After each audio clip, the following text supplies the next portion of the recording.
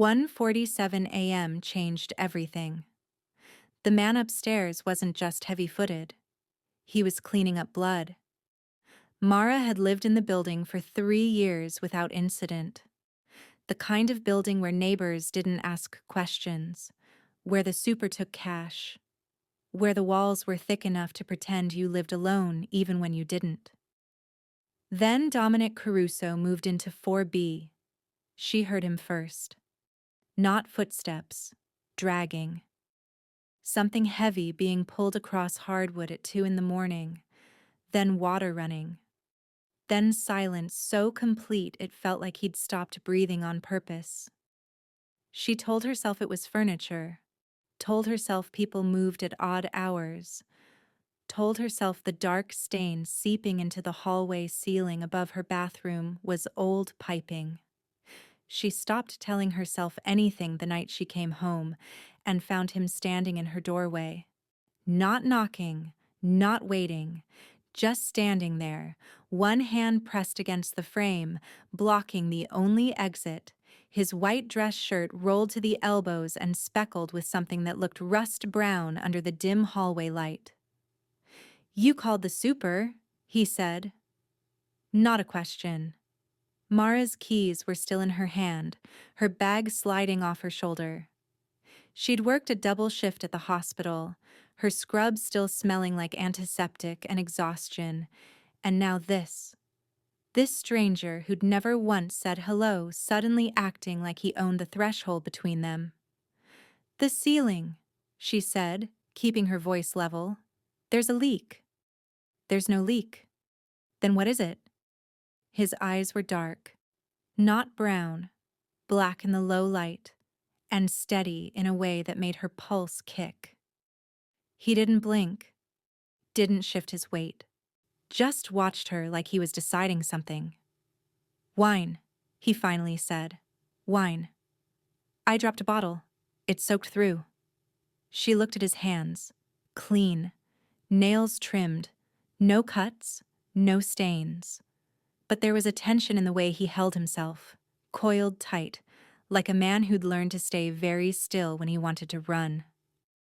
"Next time," Mara said carefully, "try not to drop it over someone's bathroom."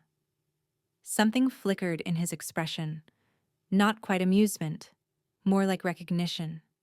"Next time," he said, "I'll be more careful." Then he stepped back, and she slipped past him into her apartment, locked the door, and pressed her spine against it until her heartbeat slowed. She didn't call the super again. Dominic Caruso was not a man people questioned. He had the kind of face that photographs remembered. Sharp jaw, Roman nose, and the faint shadow of a scar cutting through his left eyebrow.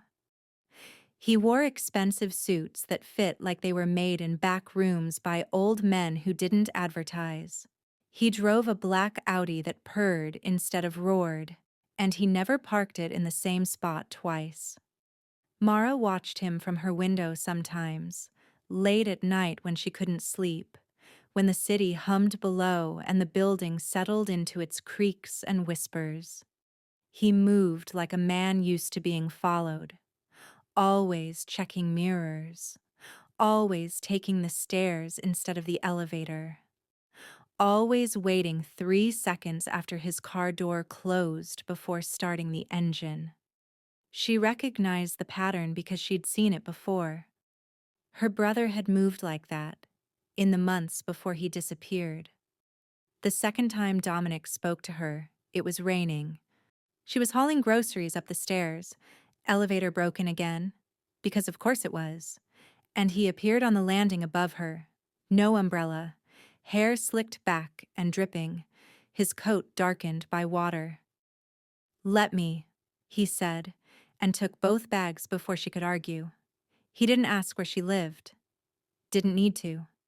He walked straight to her door, set the bags down, and waited while she unlocked it.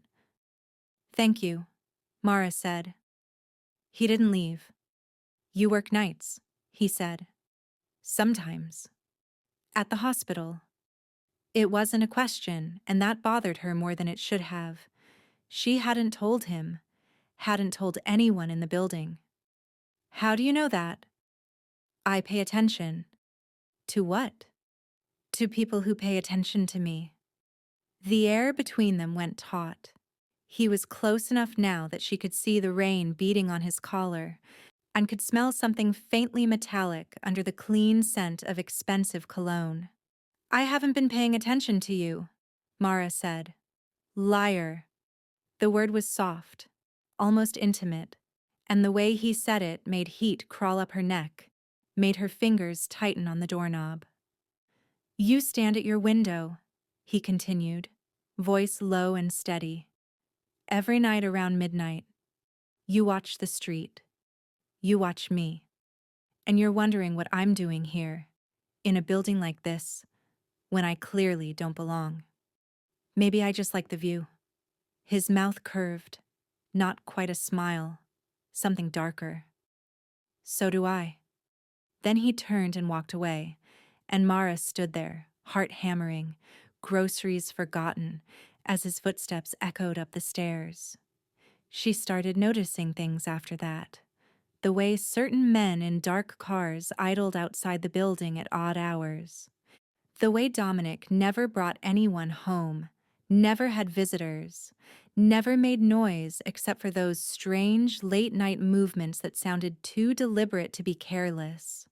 The way he looked at her when they passed in the hallway, like he was cataloging her, memorizing exits, calculating risk, and the way she started checking her locks twice before bed. 3 weeks later, the building's front door was kicked in. Mara woke to the sound of splintering wood and shouting, male voices rough and urgent, and she grabbed her phone and crouched beside her bed, dialing 911 with shaking hands. Before she could hit send, her door rattled. Not a knock, a test. Someone checking to see if it was locked. She held her breath, pressed herself against the wall, and waited. The handle turned slowly. Once, twice. Then footsteps moved away, fast and purposeful, heading upstairs, toward 4B. Mara should have stayed inside. She should have called the police, should have hidden in her bathtub with the lights off and waited for sirens. Instead, she slipped into the hallway, barefoot and silent, and followed the voices. The door to Dominic's apartment was open. She could see shadows moving inside, hear the low, clipped cadence of men who didn't need to raise their voices to make threats. Told you the deadline was Friday. I'm aware. That was Dominic. Calm. Too calm. Then where's the money? You'll have it. That's not good enough, Caruso. Vincent doesn't wait. You know that. A pause. Then a sound Mara recognized from the ER. The wet, heavy thud of a fist connecting with a rib cage. She flinched, hand flying to her mouth. Dominic didn't make a sound. Next time, one of the men said, "We won't be polite." Footsteps. Heavy boots on hardwood, heading toward the door. Mara turned and ran. She made it back to her apartment, locked the door, and sank to the floor, pulse roaring in her ears. She didn't sleep that night. The next morning, Dominic knocked. She opened the door and found him standing there, showered and dressed like nothing had happened, except for the bruise darkening his jaw and the faint split in his lower lip. "We need to talk," he said. "I don't think they saw you." Her stomach dropped. "What?" "Last night, in the hallway. They saw you." Mara's mouth went dry. I know." He stepped inside without asking, closed the door behind him, and turned to face her. "But they don't. And now you're a problem." "I didn't see anything." "Doesn't matter." His voice was flat, matter of fact. "You're a witness. You live too close. They'll want to make sure you stay quiet. So, what am I supposed to do?" He studied her for a long moment, and something shifted in his expression, something almost regretful. "You're supposed to disappear. he said quietly. Pack a bag. Leave the city. Don't come back. I can't just. You can. You will. Because the alternative is worse. Mara's hands curled into fists. Who are you? Someone who's trying to keep you alive. By telling me to run? By giving you a choice before you don't have one. She wanted to argue, wanted to call the police, wanted to believe there were rules that still applied, protections that still mattered. But the way Dominic was looking at her, like he'd already seen how this ended, like he was trying to rewrite it before it was too late, made her realize the truth. He wasn't the danger. He was the only thing standing between her and it. I'm not leaving, Mara said. Dominic's jaw tightened. You don't understand? Then explain it to me. I can't. Why not? Because the more you know, the harder it is to protect you. I don't need protection. Everyone needs protection from the Rossi family. The name hung in the air between them, sharp and final. Mara had heard it before. Everyone in the city had. The Rossis owned half the waterfront, ran money through a dozen shell companies, and had enough judges and cops on payroll that investigations died before they started. Her brother had worked for them before he vanished. I know who they are, she said quietly. Dominic's eyes narrowed. How? My brother, Ethan Cole. He was a driver for them 5 years ago. Then one day he just stopped coming home. She watched the recognition flicker across his face, watched him piece it together. You've been looking for him, he said. I stopped looking 2 years ago. Why? Because I found his car. In the river. With a bullet hole in the driver's seat. Dominic didn't flinch, didn't offer sympathy, just nodded slowly, like he'd expected it. Then you know what they do to people who get in the way, he said. I know what they did. Past tense. I'm not my brother. No, you're worse. The words cut deeper than they should have. What's that supposed to mean? It means you're smart enough to see the patterns, Dominic said, stepping closer, and stubborn enough to ignore the warning signs. It means you won't run, even when you should. And it means if they decide you're a liability, I won't be able to stop them. Then don't. His expression darkened. What? Don't stop them. Don't protect me. Just tell me the truth. About what? About why you're here. About what you're doing for them. About what happened the night I heard you upstairs. Silence. Then Dominic exhaled slowly, ran a hand through his hair, and sat down on the edge of her couch like the weight of it was finally too much. I'm not working for them, he said. I'm working against them. He told her everything. How he'd been recruited by the FBI 3 years ago. How he'd spent 18 months building a cover, working his way into the Rossi family's lower ranks, earning trust through patience and violence. How the wine-stained ceiling hadn't been wine at all. It had been evidence. A ledger. Soaked in the blood of the man who'd tried to sell it to a rival family. Dominic had intercepted the deal, killed the courier, and spent 2 hours scrubbing the scene before anyone noticed. I'm supposed to be invisible, he said. I'm supposed to keep my head down, gather intelligence, and wait for the case to close. But then you called the super, and they started asking questions. And now I'm a loose end. Now you're in the file. Mara sat across from him, hands folded in her lap, trying to process it all. So what happens next? She asked. I don't know. You must have a plan. The plan was to keep you out of it. Too late for that. He looked at her then, really looked, and something in his gaze softened. I'm sorry, he said. For what? For being your neighbor. The next 48 hours passed in a strange, suspended tension. Dominic stayed close. Not in her apartment, he couldn't risk that, but close enough that she saw him every time she left, every time she came home, a shadow in the hallway or the stairwell, always watching. She should have been afraid. Instead, she felt something else. Something sharper and more dangerous. She started noticing the way he moved when he thought no one was looking, the stiffness in his left shoulder, the way he favored his right side when he climbed the stairs. The bruises from the beating were fading, but new ones appeared. Small ones, defensive ones. He was still meeting with them, still playing the part, and it was breaking him. On the third night, Mara found him sitting on the fire escape outside her window. She didn't ask how he'd gotten there, didn't ask why, and she just opened the window and sat beside him, legs dangling over the edge, the city sprawling below them in a grid of light and shadow. "You should be asleep," he said. "So should you." He didn't argue.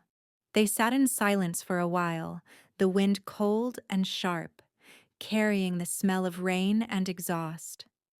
"Why didn't you leave?" he finally asked.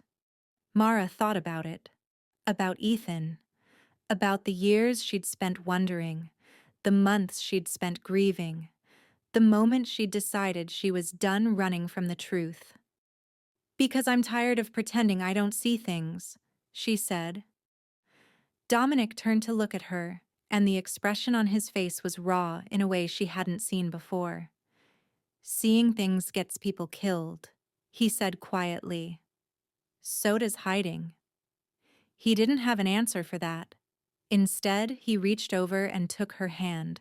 Rough palms, calloused fingers, the kind of hands that had done terrible things and still somehow felt steady. "If I can't keep you safe," he said, "I need you to promise me you'll run." "I'm not going to." "Promise me, Mara." She looked at him, at the scar through his eyebrow and the shadows under his eyes and the quiet desperation in his voice. And she realized something.